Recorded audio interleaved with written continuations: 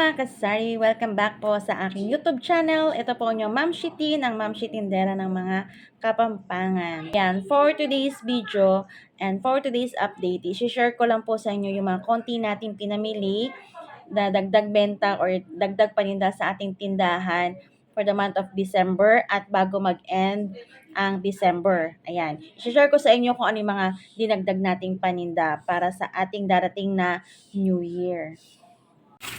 Eto mga kasari, mga kamamshi, ang mga dinagdag nating paninda para sa New Year. So, nagdag tayo ng mga condense. Kagaya itong si Cowbell, kasi nung Pasko, bumili lang tayo ng 2 can. So, nag-add tayo ng 2, ginawa na nating 4. So, ito ang bentahan ko nito is 48 pesos.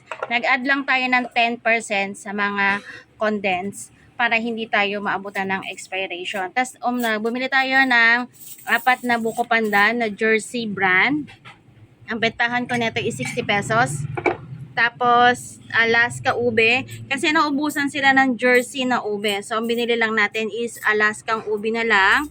Ang bentahan ko nito is 63 pesos. 10% din ang add natin. At bumili tayo ng Jersey na condense. Ayan. 3 ang binili na natin. 10% din ang add ko dito. Ang bentahan ko nito is 46 pesos. At dito naman sa maliit na Alaska Classic, bentahan ko nito is 47 pesos. 10% din lang add natin. At dito naman tayo sa Cowbell na maliit condensed din. 35 pesos ang bentahan ko. At dito tayo sa Nestler cream or all-purpose cream na maliit. Yan. Meron tayong malaki kasi, tapos may naghahanap na customer na maliit lang daw. So, bumili tayo ng 4. 10% lang din ang add ko. 43 pesos ang benta natin. At nag-add tayo ng 2 Renom Big. Ang bentahan ko nito is 60 pesos. At Alaska Crema. Ayan, na maliit. Kasi meron tayo dun 2 malaki. So, naglagay din tayo na maliit. Kasi parang pag naghanap din si customer na maliit, meron tayong maibibigay. Ang bentahan ko nito is 38 pesos. So, ayan guys. Lahat ng ito is nag-add lang ako ng 10% para hindi tayo maabutan ng expiration at saka para fast moving siya. Kasi ito, hindi naman to masyadong hanapin sa ating tindahan. So, ngayon lang, Pasko at New Year tayo nag-stocks nito. So, kung mag-i-stocks man tayo after ng New Year, pa isa-isa na lang or padala-dalawa. Ayan guys. Ito pa yung mga kasama ng ating pinamalengke. Namalengke tayo ng conditioner Pantene. 2 na. Kinuha natin yung may free. By 11, get 1 free. So, ayan. Para dagdag kita yung free. Tapos, meron tayong Head and Shoulder na shampoo. Ito, naubos na. So, kumuha din tayo ng may free. At si Keratin Black, ayan. Kumuha din tayo ng may free. Ito, bali ito, gagamitin ko na lang to. Try natin itong bagong shampoo. So, Keratin Black. At bumili tayo ng isang box ng Cloud9. Yan, bintahon ko rito is 10 pesos. Si Chocomucho na blue, na bali white to. 10 pesos bentahan ko. Ito naman si Keratin ng bentahan ko, 9 pesos. Pantene conditioner, 9 pesos. Shampoo is 8 pesos. At bumili tayo ng 2 katol yan. Siyempre, yung mga magpapaputok yan sa labas, malamok. So, bibili sila ng katol. At bumili din tayo ng real mayonnaise na 220 ml. Ang bentahan ko nito is 100 pesos. 10% lang din ang ating pinatong dito. At nagdagdag tayo ng stocks natin ng Filipino style tomato sauce. Yan. 250 grams. Ang bentahan ko nito is 26 pesos. Tomato paste. Bentahan ko 35 pesos. At ito namang dato puti na naka-bottle. So, ito, dagdag ko nito pag bottle is 20%. So, benta ko nito is 25 pesos. Nag-add lang tayo ng 3. So, ayan. Ito yung mga dagdag paninda natin ngayong darating na New Year. Yan yung mga stocks na wala tayo. Okay? Bumili din tayo ng mangilan-ngilan na chichirya na wala na stocks. Kagaya na itong cheese ring. Bumili lang tayo ng 6. Ito naman cheesy big na red hot. Bumili lang tayo ng 5 kasi meron pa doon 2. So, ang bentahan ko rito is 28 pesos. Kay cheese ring is 10 pesos. At bumili din tayo ng candy. Si Candy Mint. 2 max na orange. At 2 pochi. Ito si pochi. Ang bentahan ko nito is piso.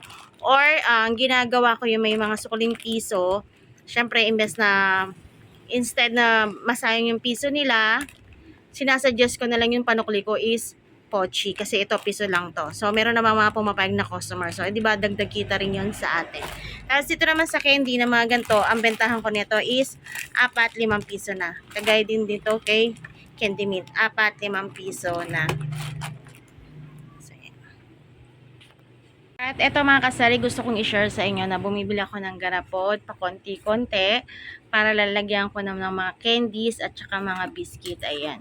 Kasi ayoko na yung lagayan ko ng glass. Ayun o, yung doon. Kasi nilalanggam. So ito yung mga lagayan ko ng garapon. Yan. Unti-unti kong pinapalitan para hindi na sila lalanggamin. Kasi iwas langgam yan kasi ito nasasarado ng maayos.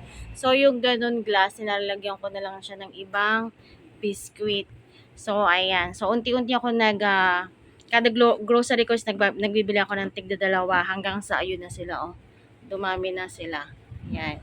So, bumili tayo ng dalawang malaki kasi dito ko ilalagay yung mga mabebentang candy kasi yon kailangan bumibili ka ng dalawang balot. Kasi dito, ang kasya lang dito is isa or dalawa kaso nakasiksik na. Dito ang kasya dito is hanggang 3 balot ng candy. Ang ilalagay ko dito is Max na orange at saka yung yellow kasi yun yung halos mabenta sa akin. Lalo na yung mga bumibili ng sigarilyo. Matik yun, pag bumili ng sigarilyo, bibili na sila ng Max candy. So ayan ang ating mga garapon. At ito na yung pinakaipon natin sa ating tindahan. So nadadagdagan tayo ng gamit. Yan. Isa yan sa mga investment natin pag tayo ay nagtitindahan. Yung mag-ipon ng garapon at mag-ipon ng gamit para sa ating tindahan para ito'y ating mapalago.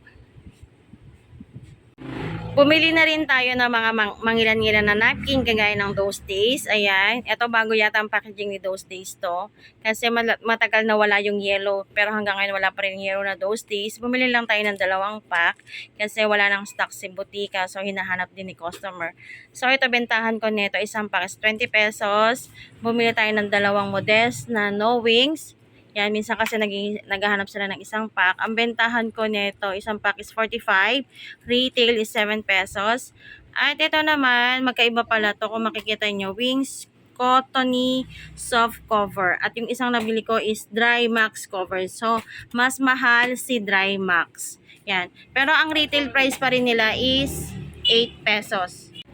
At ito lang yung Those Days na ating nakita sa Genera. Itong kulay pink. Wala talaga yung yellow. So, itong retail price nito is 20 pesos. So, wala na to sa butika. So, ayan, unti-unti natin binibili kasi may mga naghahanap na customer. At itong tissue, ayan. Wala na rin tayong tissue. So, ito, retail price nito is 12 pesos. Bali, ang isang bundle nito, pwede kang kumita ng 40 pesos. Kasi ang puhunan lang nito is 103. So, ayan. So, meron siyang libreng isa. Buy 11, get 1 free. So, itong isang pack na to, ang magiging tubo mo nito is 40 pesos. So, ayan. Ito ang ating mga nirestocking ngayong pagpadating na New Year. Hindi ganun kadami yung ating grocery kasi may mga natira pa. Ang mas marami nating nirestock talaga is pagkain ng aso, pusa, manok. Yan yung mga madami nating nirestocking na paninda natin. And that's all for today's video mga kasari. Thank you so much. At bago ko po tapusin ang video ito, ay gusto ko muna po kayong batiin ng Happy New Year. Happy New Year po sa ating lahat. At maraming salamat sa aking mga subscribers, sa aking mga organic subscriber, at sa aking mga solid supporters sa aking channel. Thank you so much at sa mga walang sawang sumusuporta sa aking channel. Thank you so much po sa inyo lahat. Thank you for watching. See you in my next vlog. Bye-bye.